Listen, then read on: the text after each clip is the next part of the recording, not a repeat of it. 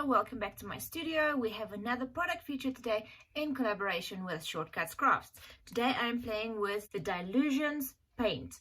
Now if you look at the packaging, they were made to stand up like this. So the paint is always right down at the bottom, ready to use. So let me show you a few techniques with these paints. Welcome to my desk. I've been playing around with the paints a little bit and I want to tell you about a few unique features about the Dylusions paint which makes them a little bit different than other acrylic paints.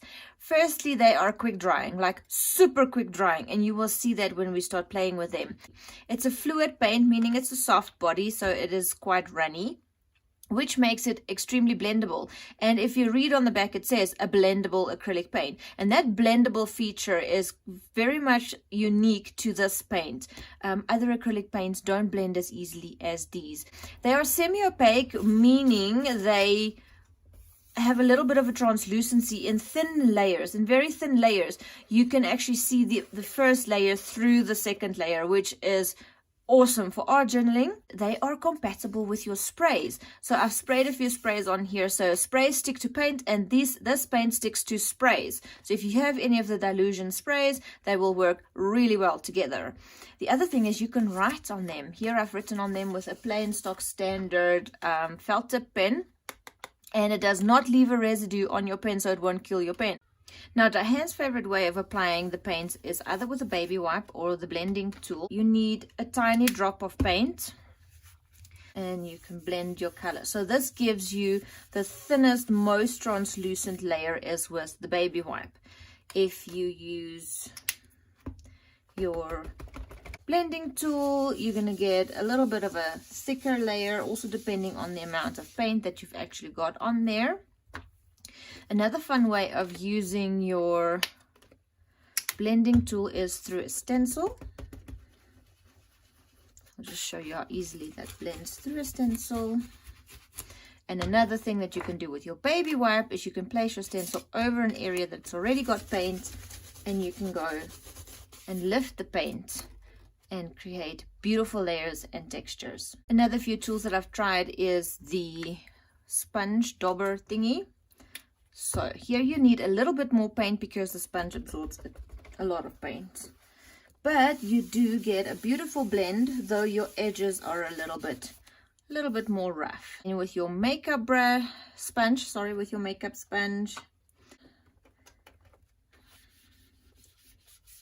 okay, while there is still paint on there, it blends beautifully. You don't get a very thin blend, and it's really hard to control your edges. And then let's try a palette knife. So here you can get a big area of coverage. So let's try this one. This is the silicone brush. It spreads like hot butter on bread. It's just awesome how easily this paint just spreads. If you do Bible journaling, you are going to love these paints because they go on super smooth.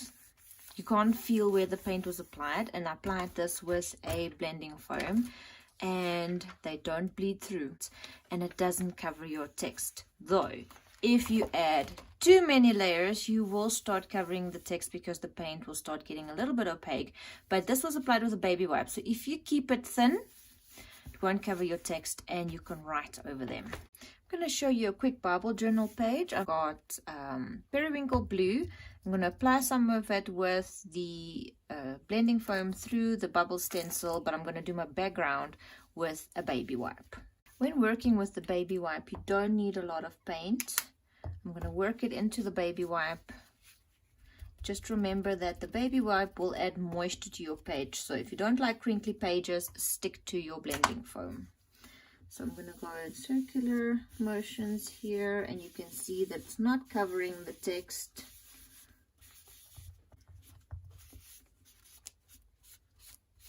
Okay, so if you work fairly quickly, you won't add too much moisture with your baby wipe and your page won't crinkle. So what I want to do is add a few bubbles. So because I'm layering the exact same color on top of this, it will get an opaque layer. So that way you can play with one color and have beautiful layers.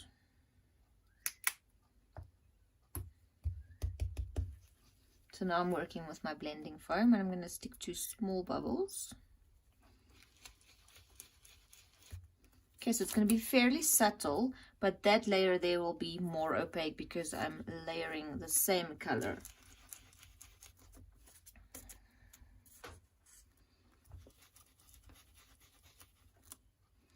Okay, so when I'm doing the layering with the same color, I don't go over the text too much because I don't want to cover too much of it.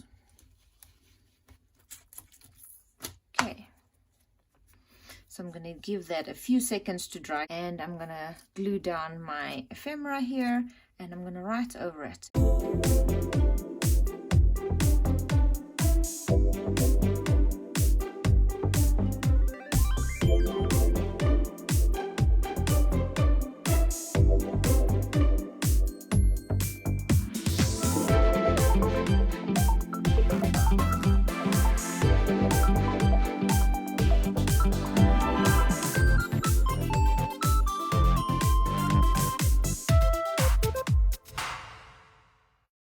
Even though these colors are semi-opaque, they do show up really well on black. So I want to show you, I've got the Dylusions black journal here, and I'm going to do a quick background on the black just to show you how well the colors, even the more translucent cocktail colors, which are your neons, which are a lot more translucent than the other colors, how well they show up on the black. So when you open your paints, they will have a little foil bit that you just need to take off,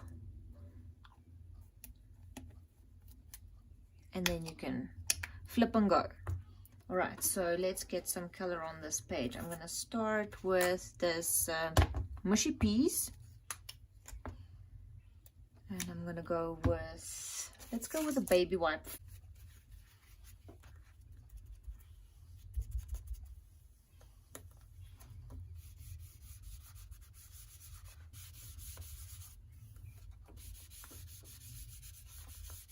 This is a very thin layer, and it's just creating some visual texture. We'll go over with some, let's do polished jade.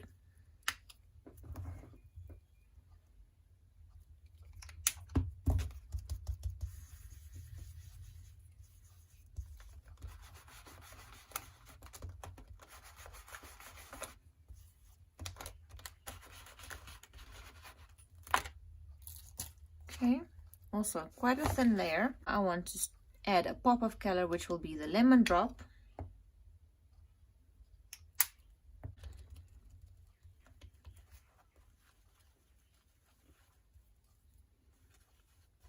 And even though it's super translucent, the cocktail colors, you will still see some color show up on the black page. And there, background done. Even though these paints were made for Diane to work with her art journaling and to go through stencils and create backgrounds, you can still paint with these like you would with normal acrylic paint. So I've got this picture here that I'm working on, and I'm going to paint these ones that I've already drawn. And what's lovely about these is you can create almost like a watercolor effect. So let me show you. The trick with painting with these paints is that if you use a dry brush, because this paint dries so quickly, you're going to be halfway through your line that you're drawing or painting, and it's going to go dry on you, and you're going to have rough edges. So to paint with these, you dip into the paint, then into your water, almost like you would do with watercolors, and then you can very easily paint with these, and they glide over the paper very easily, just like that, and you don't get these rough edges.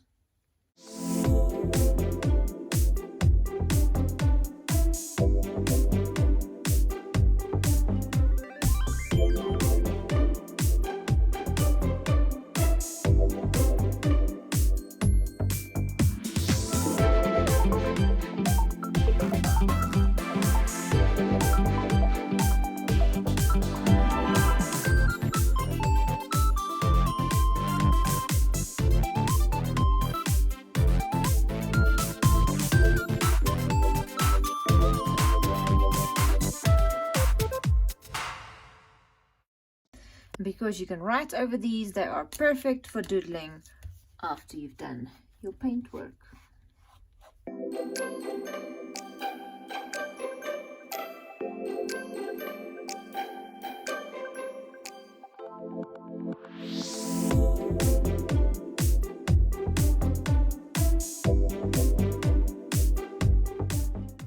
Thank you for joining. Enjoy your Dylusions paint, and I'll see you next week.